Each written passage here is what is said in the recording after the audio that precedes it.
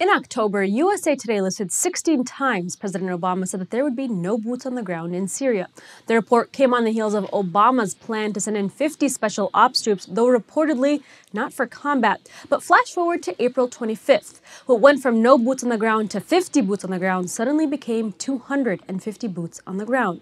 And while the State Department has pointed out that it specifically does not dispute the fact that we have boots on the ground and they are indeed wearing boots, these soldiers don't qualify as boots on the ground in the administration's calculus. It's important to note, though, that we don't put these semantics aside.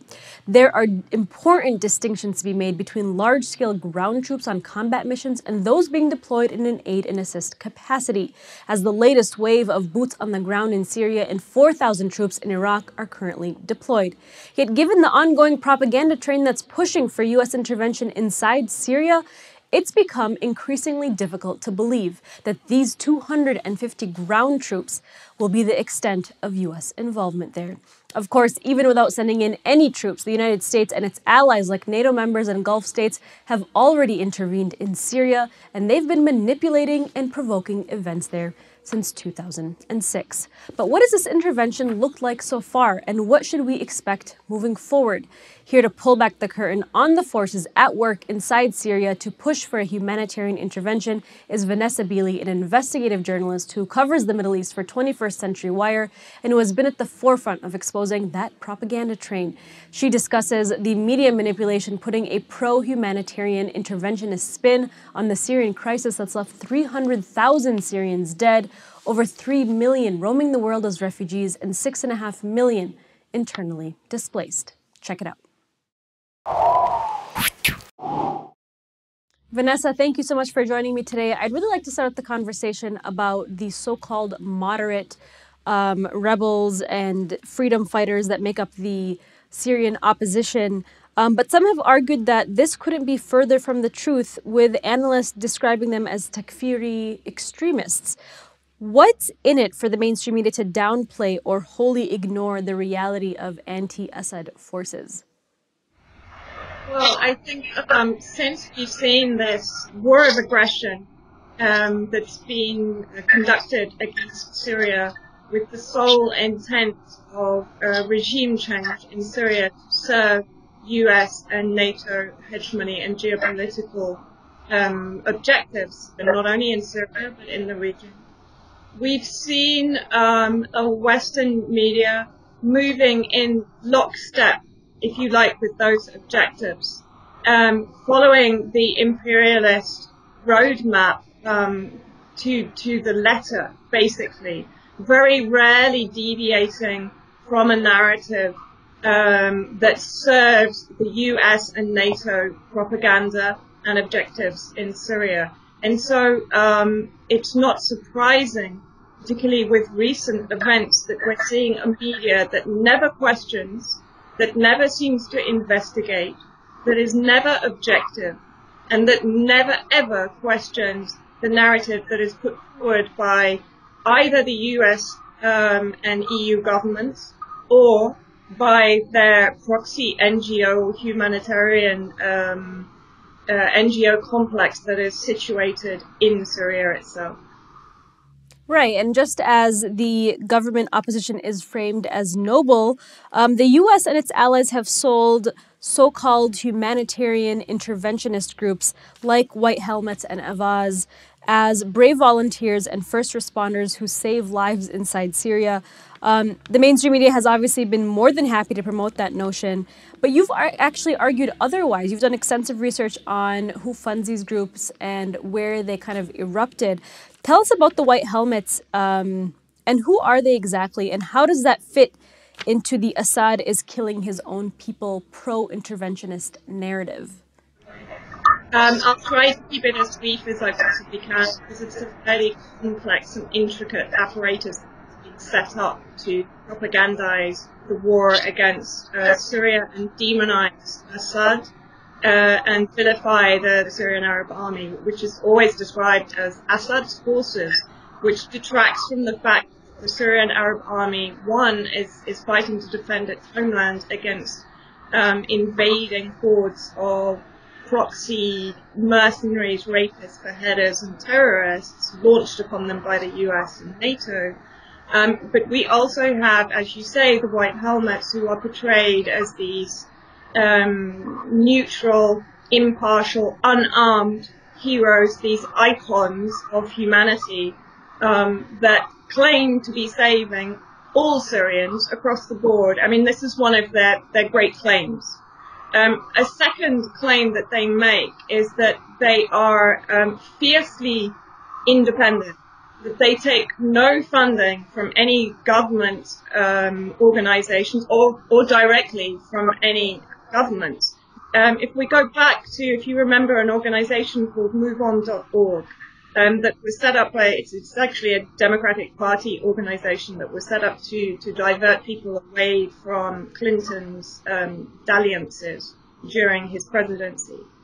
MoveOn.org and Res Publica set up a company called Avaaz. Avaaz is, if you like, it's a petitioning site with millions of members that is used to, one, gauge public opinion, but also to change public opinion. The directors of Avaaz then set up a company called Purpose. Purpose is, if you like, a Manhattan-based PR marketing agency. So if you're seeing the chain develop here, I also have to say that all of these organizations have strong connections to powerful United States foundations like the Ford Foundation, the Rockefellers, George Soros. Purpose then went on to create, if you like, the anti-Assad or the anti-Syria propaganda brigade, which consists of the Syria campaign, White Helmets, With Syria, Medics on the Fur, and various others that have joined the throng since it was formulated. The White Helmets was set up in 2013 by a British military contractor, a mercenary basically, who served in various areas where NATO in particular had intervened, like Kosovo, like Afghanistan, like Iraq, Yemen, Palestine. He was drafted in 2013 to set up this ostensibly humanitarian organization. But what has to be made clear that this neutral organization started with seed funding from the Syrian opposition of $300,000. It has then gone on to accrue donations from both the UK and the US governments. From the UK, £19 million, and from the US via USAID, $23 million.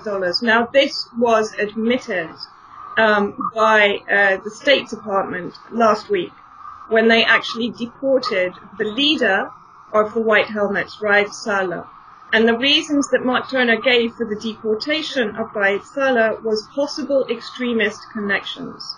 So we have this complete dichotomy here. We have a humanitarian group that is embedded solely and exclusively in terrorist-held areas in Syria.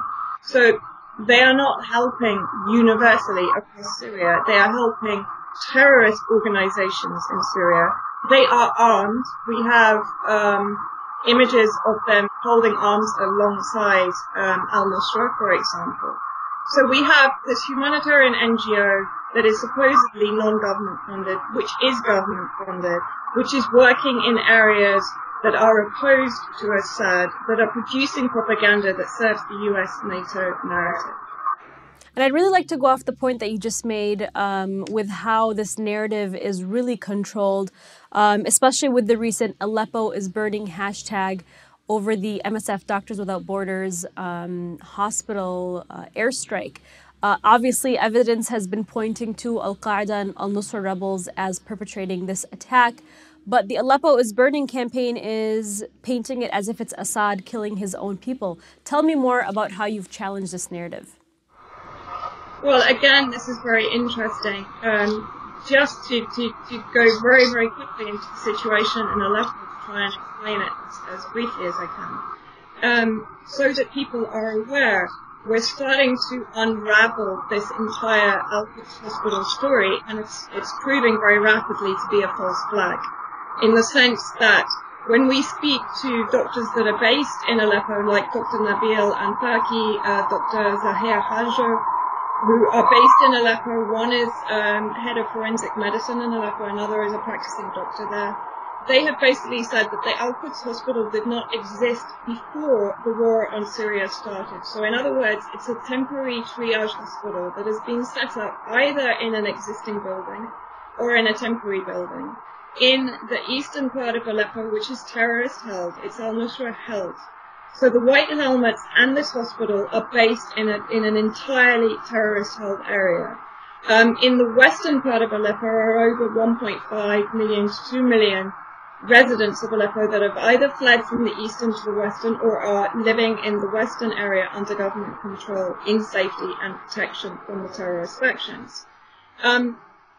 When this entire propaganda storm broke, what we found was when we dug behind the Aleppo is burning hashtag, we found yet again the familiar propagandists. One is the Syria campaign that we've already spoken about, that is in partnership with the White Helmets. Then we found Rami Jarrah, who used to be Alexander Page funded and certainly supported by Avaaz in the early days of the revolution when he justified the news reports that were going out demonizing Assad. Rami Jarrah now is co-founder of Anna Press. Anna Press is funded by Soros. Rami Jarrah is pivotal in producing anti-Assad propaganda from inside Aleppo, where he is based, again, in the al-Nusra held areas. And when this entire propaganda storm broke, it was Rami Jarrah who basically launched, with various other colleagues, this Aleppo is burning campaign. So yet again, we're seeing what is proving to be a false narrative that has not been investigated by mainstream media, that is being produced by the well-known marketing campaign team that is working absolutely non-stop against Assad and against the Syrian government and, by default, against the Syrian people. Because by producing this propaganda, by misleading and deceiving people, they are endorsing and facilitating the massacres of the Syrian people that we've seen over the last 4 days. Right, and this obviously all looks way too familiar to all of us who've been covering war for the last decade. How does the media coverage of Syria today compare with the media coverage in the lead up to the Iraq War? I mean, is the media narrative on Syria and pushing U.S. intervention the same as it did in Iraq 13 years ago? Yeah, absolutely. We're seeing absolutely no difference. The lies that took us into the wars in Iraq and in Libya, if we remember the incubator babies, if we remember the weapons of mass destruction, if we remember the rape charges thrown against Gaddafi's soldiers in Benghazi, all of which have been disproven. If we then consider that Syria has been resisting US and NATO neocolonialism for over 5 years, then we expect to see the propaganda increase commensurate with that resistance. And so therefore that is what we should be very aware of.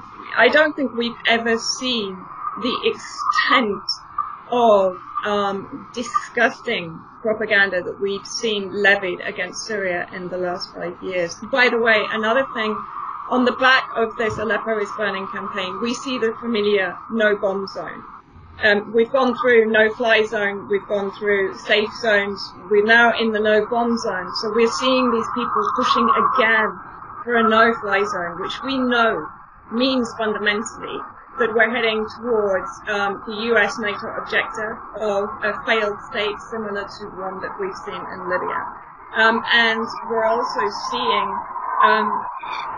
very lucrative funding projects coming out of this that have raised hundreds of thousands of dollars in the last 4 days alone. Are we seeing crowdfunding for terrorism now? And Vanessa, we just have a couple of minutes left, but with Obama's 250 new troops that are being sent to Syria under the pretext of aiding the fight against Daesh, in your analysis, how does this move actually constitute anything other than fighting ISIS? Well, I mean, you know, to talk about 250 operatives going into Syria to fight Daesh. I mean, sorry, I do have to laugh slightly when we consider the sheer number of US proxies that are on the ground in Syria right now. I mean, we're talking tens of thousands, and we're talking 5,000 more terrorists that have apparently crossed the borders from Turkey into Syria in the last few days alone. So these 250 force is, to me, it's simply another way of putting US operatives on the ground. In a sense, it's a human shield operation because they can, to some extent, prevent Russia from striking them in particular areas if they claim that they have their own operatives. To me, it's a complete fallacy, putting people on the ground to fight Daesh when they've been creating and aiding and abetting and funding and arming Daesh from day one. And not only in Syria, but in Yemen as well. What we must also be aware of is while this Aleppo story is being amplified and is taking up all of our media time and attention, meanwhile, the American Creek mission is going apace in Yemen with the landing of 100 US Army Rangers in Lodz today. Well, thank you so much, Vanessa, for joining me today. Vanessa Beeley, investigative journalist and political analyst for 21st Century Wire. Thank you for having me.